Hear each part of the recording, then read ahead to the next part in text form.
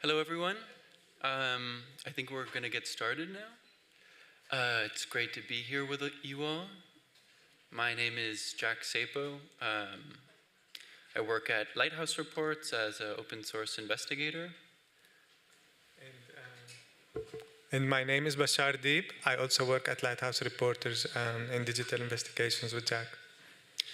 So we're going to talk to you today about investigating migrant shipwrecks. This is a topic that we've covered a number of times through different investigations with Lighthouse Reports. Just before we get in, a few words about our organization, where we work on investigative journalism on a number of different topics. We work primarily on investigations about borders within this organization.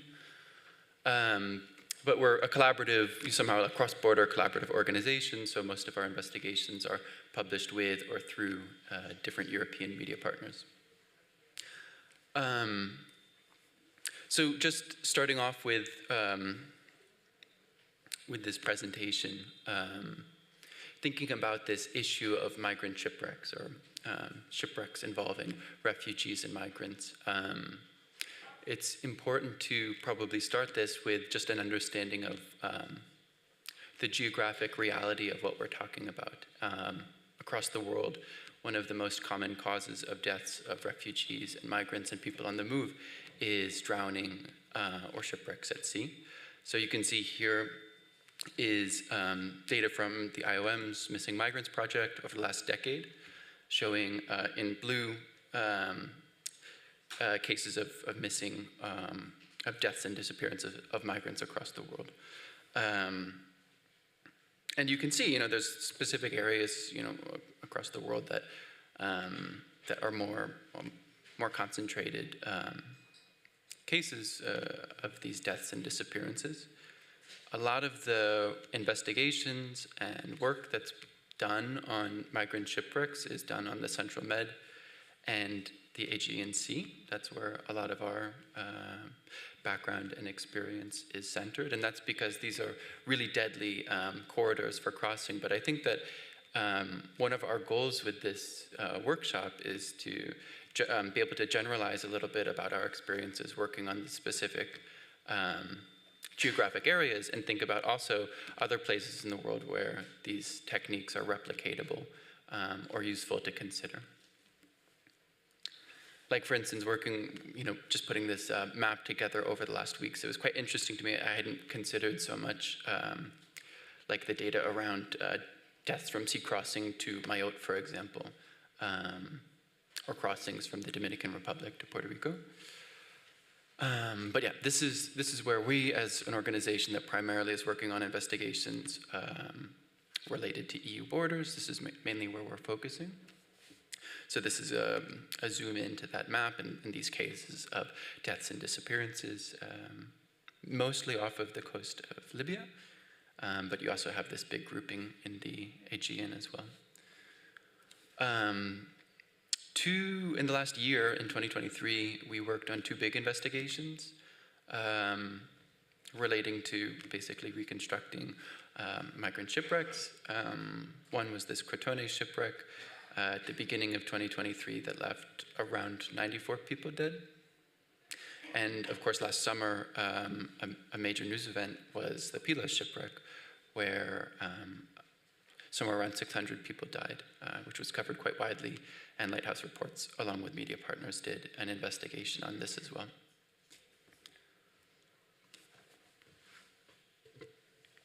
So with this presentation, we're going to be sharing our tips and experiences in how to obtain basically leads and information. So we're going to be looking at some of the resources when it comes to shipwrecks. So basically, we're going to start with talking about survivors. It's really an obvious thing to say, but survivors are the heart of every story about shipwrecks, and no matter how much ADSB or flight and ship tracking and fancy communication data you have, if you don't have humans like at the center of your story, no one really would like to read it, and no one certainly would relate to it. So when it comes to the Crotone shipwreck, which we investigated last year, there were around 100 survivors, and they were housed in a hotel in Crotone. So they were basically pretty much accessible to our reporters to go there and try to build relationships and do interviews. And maybe one tip to mention here is the sooner you do interviews with a survivor, the better the interviews are, because when the survivors are housed together, after a few days, the memories of person A become the memories of person B and person C, and they get mixed up. So the sooner, the more accurate the interviews will be. When it comes to the second shipwreck of Pylos, the situation was a little bit different, because the survivors were housed in a closed camp outside of Athens, 40 minutes driving outside of Athens. And as you can see here, there are some reporters outside the camp, and it wasn't possible basically to enter inside and do face-to-face interviews with people for the first week or so, which was like a really crucial period. And at the time, the Greek authorities were pushing their narratives on the shipwreck, which was basically that we didn't do anything wrong. It was the smugglers' fault, the boat was overcrowded, which is of course like partly true, but it really ignores like the fatal mistakes the Greek Coast Guards did handling that situation. So with Malakasa camp, we had to find other ways to interview survivors. So we went online and tried to find and reach them. So I'm going to be sharing here a few takeaways and a few tips on how to find survivors online, or also sometimes relatives of victims, because you don't always have survivors with shipwrecks. So one of the first things I personally like to do, I use this website called whopostedwhat.com.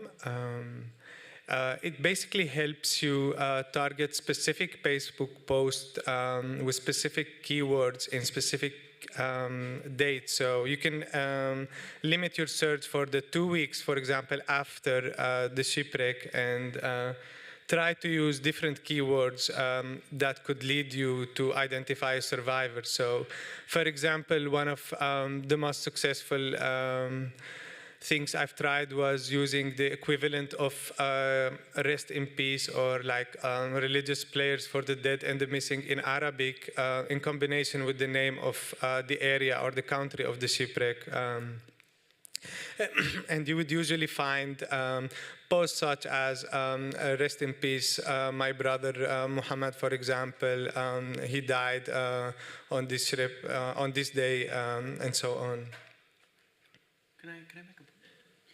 And just adding on to that, I think that especially like this idea of like snowballing from there, that once you find one post that has some comments or people talking who have a relationship to somebody who died, or perhaps somebody who was on the shipwreck talking there, going from there and using that as somehow like a way to snowball, going on different profiles that are liking their post, so on and so forth. This is a great way to kind of keep that ball rolling. So another tip is try to inspect all the social media posts about the shipwreck. So that would include posts from like media outlets. So if, let's say, the BBC has done like a video report about it, go on, try the comment sections. You would be surprised at how many people would be publicly stating that they had someone, or they themselves were a survivor. I'm gonna share, for example, this video as an example. So this is posted by some user on TikTok. It's basically a cut from a BBC Farsi report on the shipwreck, and you can see like this person used a lot of hashtags. Of course, like you can translate the hashtags and get a sense of how the users are who are posting about the shipwreck are labeling their post, and you can go on from there and deploy these hashtags to find more people. But staying on this video, we had like a really successful search here. Some of the comments, these 2 comments in particular, turned out to be comments by someone who was actually on the shipwreck of Crotone, and basically they're saying that was like the worst experience of their life. The comment right beneath it is someone who had lost a sister and a brother. Yeah, it could be really fruitful to inspect comments and reach out to survivors and relatives. Another thing that worth trying to obtain is these testimonies that survivors sometimes give to the police following the shipwreck, or even some of the investigation document on the shipwreck. So with the Pylos shipwreck, we were talking to one of the survivors, and he was telling us that following the shipwreck, they were interviewed by the Greek Coast Guard, and they were basically forced and intimidated to sign on a testimony that they didn't basically tell. So we thought that this is a really interesting lead to our investigation, and we wanted to verify this. So we managed through secret sources to obtain these testimonies, and we uncovered something which was really shocking to us at the time. We found out that there were 4 testimonies from 4 different people taken through 3 different interpreters who were basically identical. Word by word. You can see here the part highlighted in blue is basically the identical part between these testimonies, which was a serious evidence that the Coast Guard and the Greek authorities had tampered with evidence in the investigation following the shipwreck. And this was the story that we ended up going with.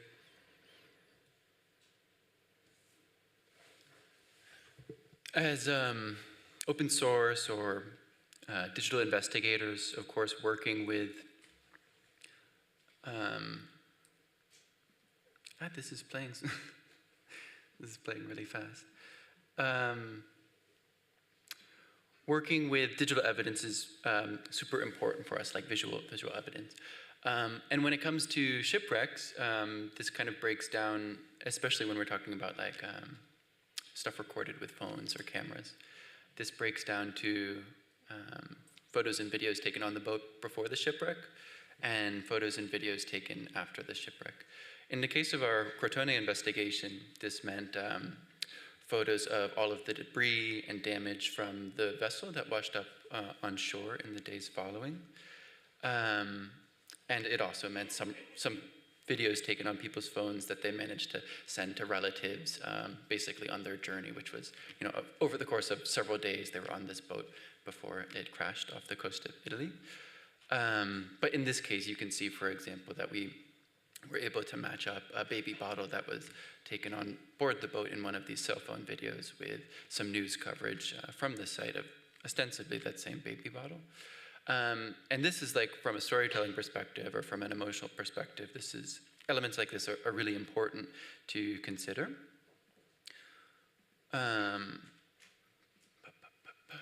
Here again, you have another match of elements which you could see on board the vessel with debris and detritus that washed up along the shore. This can also help from like a reconstruction perspective, trying to understand the type of boat that people were sailing in, how big it might have been. But more tangibly, when you're thinking about trying to locate the where and the when of things, these videos can also be very important. So this is a still from one cell phone video that we obtained that was taken on board the vessel before the wreck. And you can see just here barely in the bottom of the frame, this is zoomed in and enhanced a bit, but you can see these couple of frames that we were able to get of a tablet that was right next to the wheel. And it took a bit of time for us, but we were actually able to match it to the interface of a specific navigation software that's popularly used on like tablets and iPhones and mobile phones. called Navionics. So it was super useful to be able to work with this, for example, that you can see like in the top right-hand corner, this is where the software is displaying basically the depth of the ocean below. And on the upper left-hand side is basically the speed of the boat at the time. And probably more important here was in the center of the screen, you have this thick line, which is basically showing the plotted course of the vessel. And this thin line, like right here, is showing the heading of the vessel at that specific time. Bringing in some other like visual forensics tools, like taking this and georeferencing this screenshot in a GIS software like QGIS, you're then able to more or less place where this vessel was at that specific time, and you can see that this heading or this course, this plotted course, was going towards Kutro, this area outside of Crotone. So this was really helpful for us in terms of this timeline reconstructive purpose to verify certain elements of these people's journey before the wreck.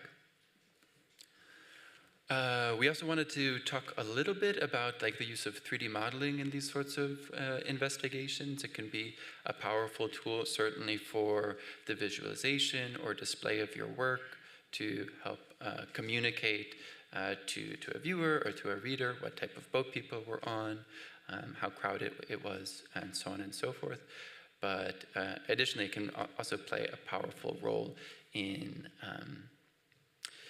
the communication of testimonies if you're working with survivors in person. So we'll get into that a little bit now. For our Crotone story, we reconstructed the vessel that people were traveling on.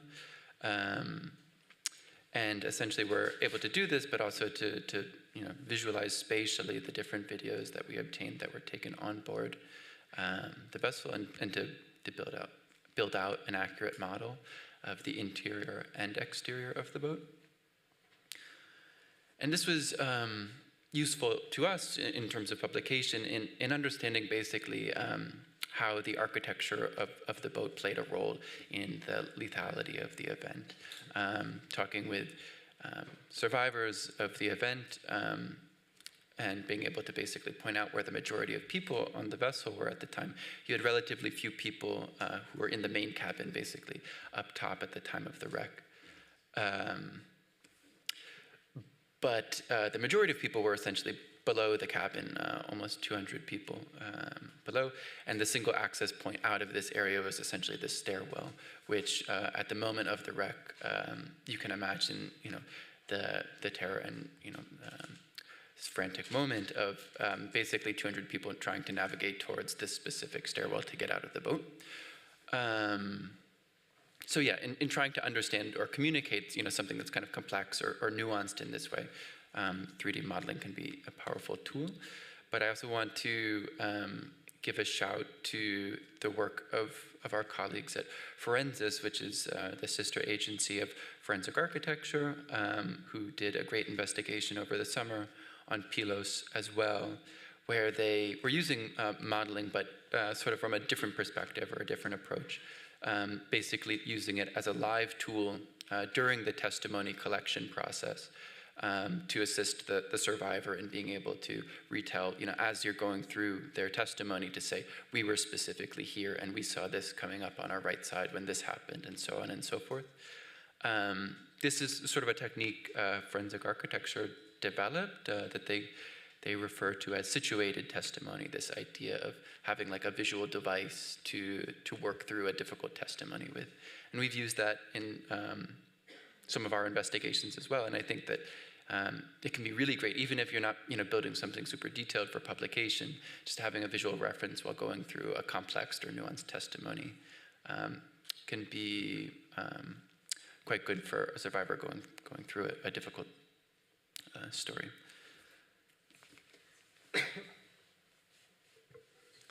So when it comes to resources, it's really important to mention that there are a lot of NGOs operating in the field of search and rescue, and contacting them could prove crucial to your investigation.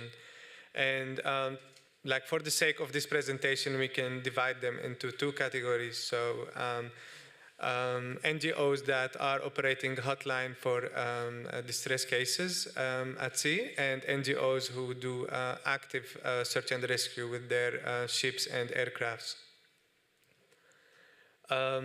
These NGOs are doing great work. These guys are present at sea. We reporters cannot be present at sea. We cannot be stationed on a boat in the Central Med, like following and reporting on what's happening. But these guys are there. They're like beside the search and rescue and the humanitarian work. They're also like the eyes and the ears of the civil society at sea. And it's really fair to say that most of the investigations on either on shipwrecks or like illegal pushbacks or pullbacks and so on couldn't be done without contributions of these organizations. To name like only a few examples of the ones operating a distress slide, there is the Consolidated Rescue Group. It's mainly a hotline for Arab speakers, been active since 2018. They do publish a lot of user-generated content from sea and from land showing abuses of migrants by Coast Guard and among other things. Also, you might all be familiar with Alarm Phone or What's the Med. They've been, I think, active since 2015 or 2016, and it wouldn't be an exaggeration to say that they saved thousands and thousands of lives during their few years of operation. So these guys would usually take distress calls from people at sea, relay the call to the authorities, to the Coast Guards, and when they're not answering, they would go publicly and post the coordinates of the boat just to apply pressure on the Coast Guards to perform a rescue. Similarly, there is IGN Boat Report, which mostly focus on migrants trying to cross sea from Turkey to Greece, and during the last few years they had done an amazing job documenting these pushbacks by the Greek Coast Guards. About the second category, you have organizations such as Sea-Watch and Pilot Volunteer, each operating 2 aircrafts doing search and rescue flights in the central Mediterranean, spotting boat in distress, but also filming a lot of the abuse of the Libyan Coast Guard against migrants in the central Med. You also have organizations such as SOS Mediterrane, Doctors Without Borders, and Open Arms, which are operating ships that perform rescues and take people to safe ports. And yeah, often this work is done at expense of their own security. They've been shot at sea, and also many of them are facing trials. Because it might not come as a shock to you. Civil society is not really wanted anywhere near the borders, so do get in touch with them. Some of the things that you could get from NGOs and be really valuable for your investigation is could be location pins. So this is an example from Alarm Phone. Giving a location pin with a specific point in time. Gathering these location pins could really help you reconstruct the incident, understand where was the boat at every given moment. But also it could be, location could come from the Sea-Watch guys or the Pilot Volunteer operating the aircrafts. So yeah, make sure you get as much possible for your timeline. Another thing that could be really crucial is the visual material they provide. So that could be material sent by people inside the boat to the hotline, people operating the hotline, or it could be, like in this case, taken from the aircraft of Sea-Watch. For example, they in this photo, they show an Eastern Libyan militia belonging to the son of Khalifa Haftar doing a pullback from the central Mediterranean. So without these guys, we wouldn't know about this new militia. Also, they do sometimes at the end of the cases, they follow really detailed incident reports explaining how they lived the incident from their point of view. So you have here, for example, like they do a timeline. When did they call the Coast Guard, and when did they receive GPS position, and where was this position, and so on and so forth. Here, another thing which is super interesting is the radio chatter. So because these guys are at sea, either with their ships or with their plane, they have radio equipment that allow them to catch chatter between different actors at sea. So you remember we just talked about this Eastern Libyan militia that was doing pullbacks. Here, for example, is a recording of a Maltese pilot giving direction to this militia toward a migrant boat.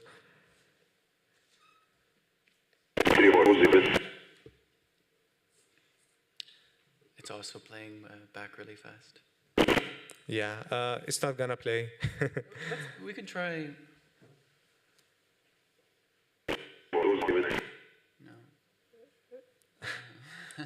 Never mind.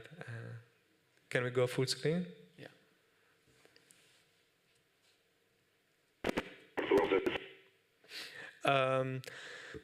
Another type of resources is the maritime communications. So as you know, ships are isolated at sea. They need to communicate with the shore, but they also need to communicate with each other. So they have a lot of multiple means of communication. One of them, maybe the most known, is the radio, right? So we're gonna talk about the VHF. It has many channels, and we're gonna talk about channel 16. So channel 16 is a radio frequency designated for distress cases by the international maritime organizations. People usually use this channel only to talk about urgent matters that has to do with safety and search and rescue. I mean, as you know, it's an audio-based system, so you cannot send text by radio, and anyone on an airplane or on a ship or even on the shore with like a radio transceiver can send and receive this broadcast. Usually, the radio units on ships can have a range of 100 nautical miles. But the ones that are installed on aircraft usually have much higher range. Unfortunately, there are no central databases that you can access all the radio chatter, so you have to be live to get it. But sometimes people record it. We just listened to we didn't listen actually, we were supposed to listen to it. The recording was done by Open Arms, one of the NGO rescue ships. And yeah, people, you need to ask ships in the vicinity of the incident you're looking at if they, by any chance, they have an audio recording of these chatters or even a transcript of it. Another type of maritime communication is the nav text. Some of you might have heard of it.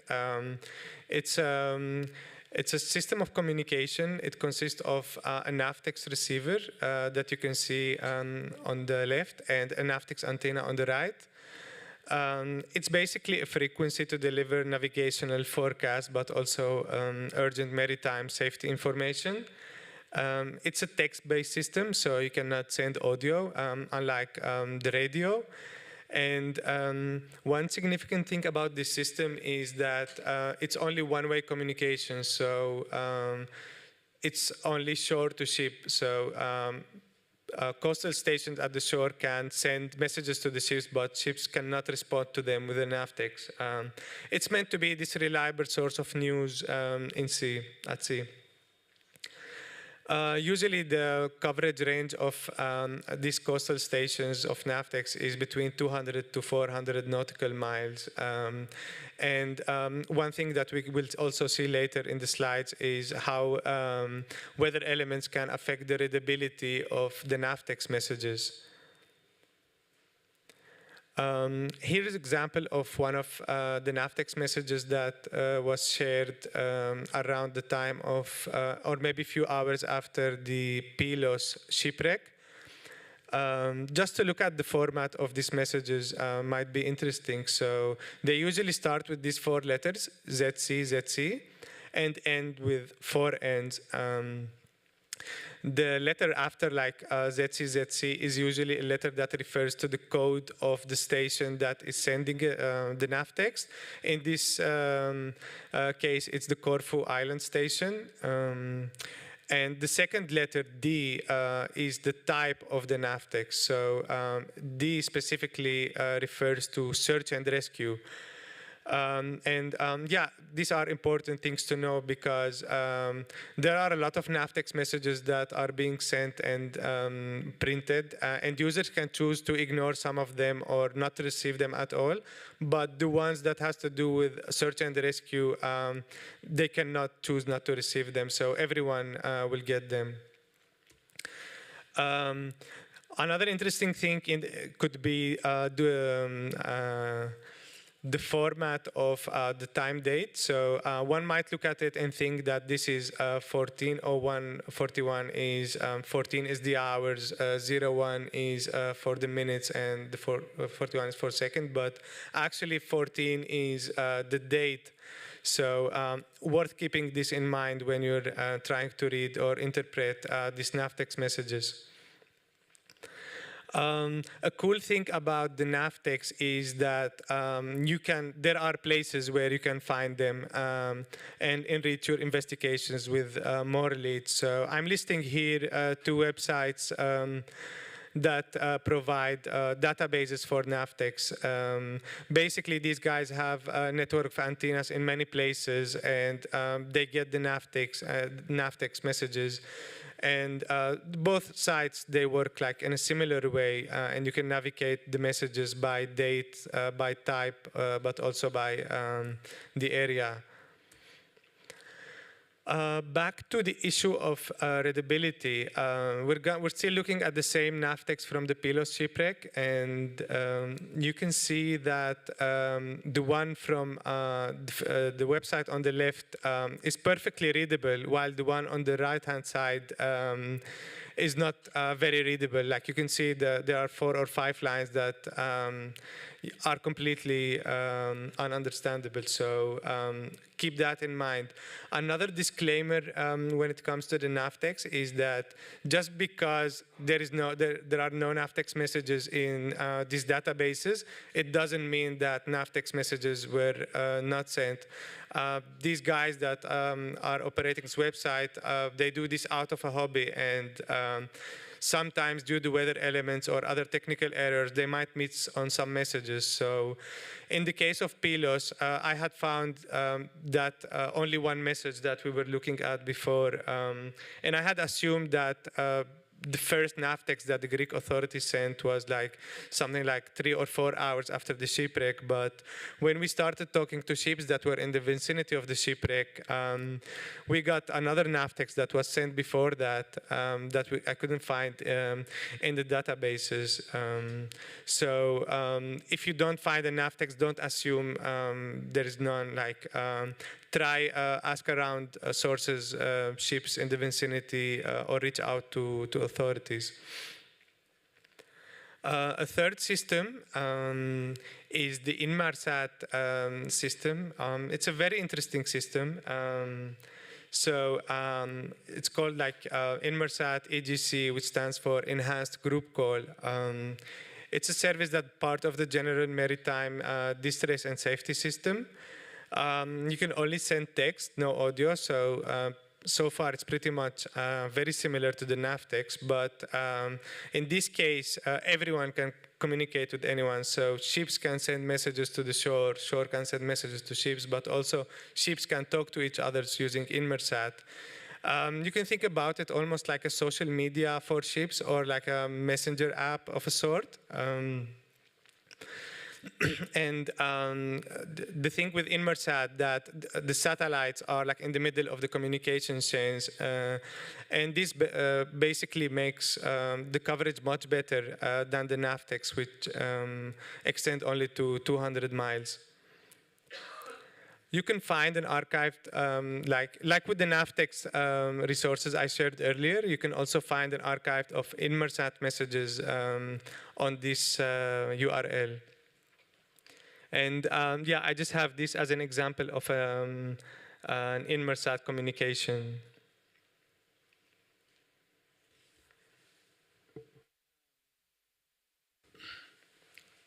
I just want to say about all of this stuff that Bashar just went through regarding the maritime communications. It's probably was the most steep or difficult learning curve, just in terms of getting up to date with what types of resources you might have access to and understanding what kind of information they're communicating. So I think that from this presentation, that's maybe the most important part. But at the end of this, we have a slide that you can scan for a QR code to download the presentation if you were taking notes or anything like this. We're basically going to wrap up now by talking a bit about the two main sources of public location data that you might use for investigating shipwrecks. And I'll start this off by talking a bit about using AIS data for vessel tracking. This map image that you can see behind me is basically comprised of data points of AIS data over the course of 2 days off of the coast of Crotone, this Cutra beach area, where the Summer Love, this boat that sank in the Crotone shipwreck, went down. And you can basically see, from this, the area that search and rescue ships were really intensely searching in the first 2 days after the wreck. This is really important data for doing an investigation, and especially if you're interrogating the search and rescue efforts after a ship goes down, whether they were speedy enough, if there were certain lapses in judgment made. It can be super important. I had a video that's showing the playback of this. I'll try it really quickly. I don't think. Yeah. With our issues, it's not working. But that's fine. I mean, this is basically showing that same data, just in a still image. A couple points to take away. It's kind of interesting when we think of AIS data, we mainly think about vessel tracking data, but you can actually see here that the yellow and cyan colors are helicopters that were flying above the beach that day, assisting in the search and rescue operations. So it's not exclusively vessels that you might see in this sort of playback, but for the most part, it will be. And yeah, the way that we as open source investigators get our shipping data, it's mainly Bashar and I mainly use a site called Marine Traffic, which up until recently you could get a pretty generous free trial for, a week-long free trial for. We're kind of disappointed because that is starting to change, but they do have some free interface that you can see the live track of ships, but especially if you're working on an investigation about a specific time, you're going to want to be able to access their historical data in this playback feature. But it's not so expensive to get a month-long pass for one of their less expensive subscription tiers. So yeah, I mean that's to say that when you're thinking about looking at the search and rescue effort, vessel tracking data is super important. But kind of in the backgrounds in our investigation, we found looking kind of backwards a little bit before the shipwreck is also super important when thinking about how to make the most out of AAS data. So for this, for example, this is basically a screenshot. There's some images stitched together. That's why it's cropped a bit weird. But basically, of all of the vessels in the Ionian Sea at a specific time that we were looking at when we were trying to reconstruct the timeline of this vessel, Summer Love, for this Crotone shipwreck case. And basically, again, bringing in, I mean, this is just a screenshot, but you could also bring in the data into a GIS software like QGIS. In this case, it's a screenshot of the display. But kind of comparing this against our other data points that we had in the investigation, this general trajectory that we had of where the ship was going through, these green and red tracks are basically where areas where we knew that there were some planes interacting with the vessel. But basically the point of this exercise is to think further behind and think about what vessels might have seen this ship before the wreck to better understand if there had been issues with the ship before it went down. Again, thinking about if this search and rescue should have been initiated sooner or later. Thinking about which vessels might have spotted the ship earlier that then you could go and contact personally, because all of this information about the ship and the owner is public. So you could maybe call them up directly and say, did you see the ship while you were passing here at this specific time, at this specific place? And that's been super helpful, this kind of like looking backward strategy for us in different ways. Bashar, we have 10 minutes, just so you know. So we'll try and go through these slides quickly so we can get in a couple questions. It's also important to think about how you can kind of like synergize with the use of ship tracking data to maybe also think about how you can use satellite imagery to ID vessels or understand more about the position of vessels, especially when we're talking about like migrant or refugee transit ships that might go down. They're very rarely, I mean, almost never, they're transmitting AAS data. So being able to pin them in specific places, with all of the tools that you have is great. And satellite imagery is one of those tools that you might have. This is one case off of the coast of Samos from 4 years ago that we were basically able to identify a series of vessels, basically Hellenic Coast Guard, Greek Coast Guard, and Turkish Coast Guard vessels that were on either side of a specific vessel. And just basically through luck, we were able to find this image that Planet Labs had taken earlier in the day. But again, with this sort of like daytime, like optical imagery, you kind of need to get pretty lucky because they're not so often taking pictures of open ocean. When you're talking about using satellite imagery within like a shipwreck investigative workflow, probably synthetic aperture radar data, SAR imagery, will be more useful to you, specifically that which is taken by Sentinel-1, which is like some satellites that are operated by the European Space Agency. And what's great about them, synthetic aperture radar basically is able to punch through clouds, so you'll have much less problems with cloud cover looking at a specific area. But more importantly, Sentinel-1, which is pretty low resolution, but covers a really wide area. So for this instance, thinking about our PILOS investigation, we were able to use synthetic aperture radar from Sentinel-1 to specifically spot the track of this oil tanker, Lucky Sailor, which we knew basically from testimony from the people that were operating this vessel, that they had seen the Summer Love and were upright against it at a certain point.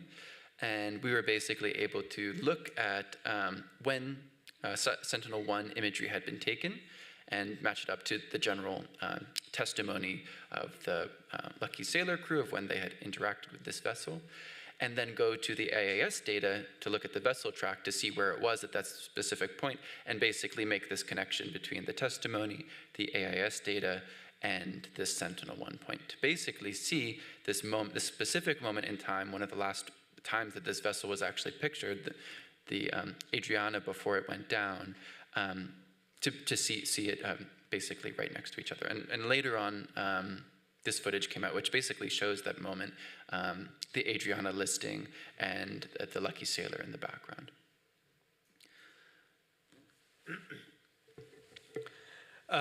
Another thing that we also need to go through is the flight tracking.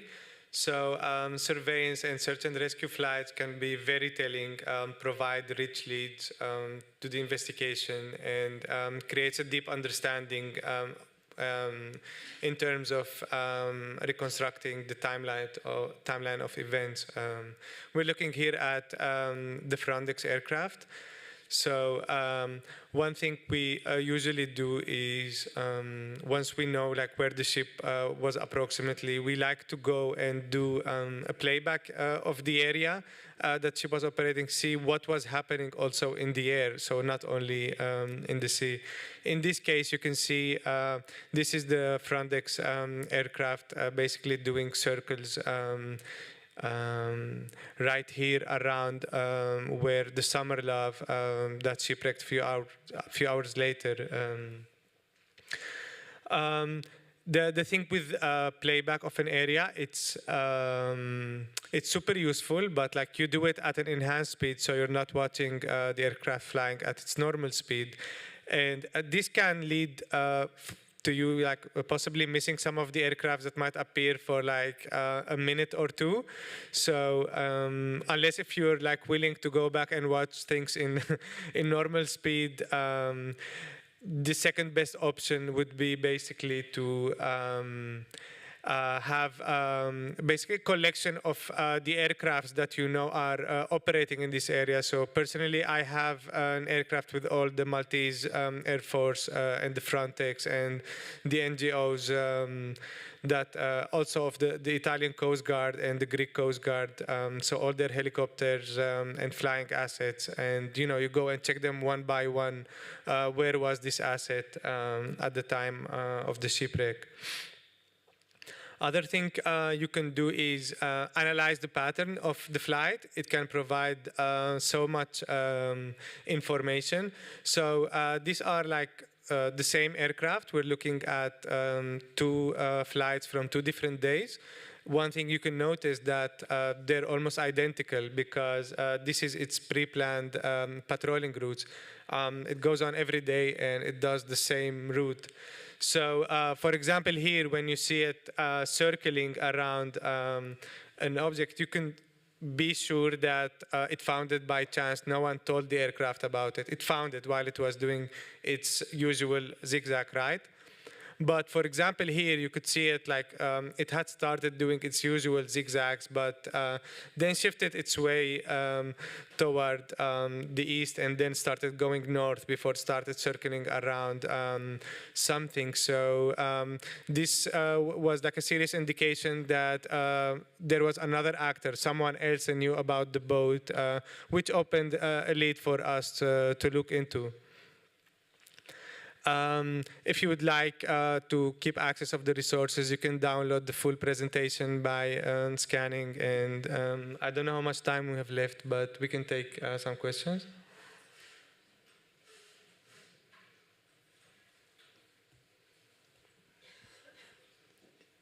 Hi, thank you so much for your presentation and for the important and for this important work that you do. I was wondering if you can talk a bit about the impact of these stories and the accountability. This takes a lot of time and energy, and I was wondering, if you could talk to us a bit about like how has the public reacted? Are these stories well read? And what were the consequences of these investigations? Thank you.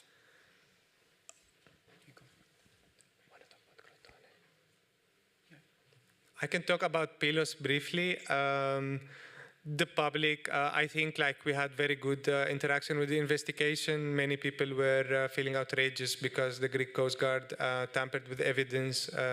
They're trying now to charge 9 people with smuggling charges, but they also have identical parts and the testimonies of the people who identified them. So it's still ongoing, the court. I don't have more information on it.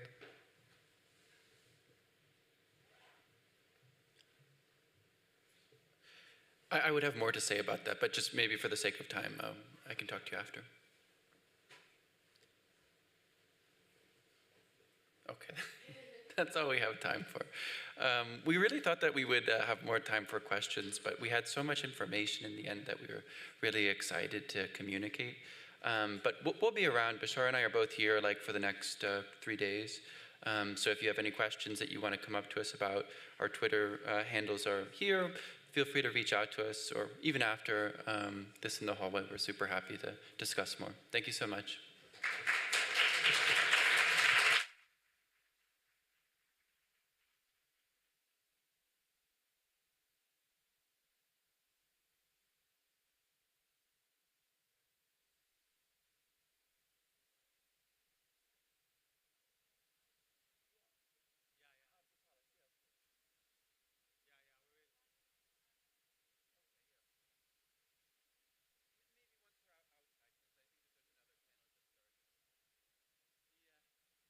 Prova.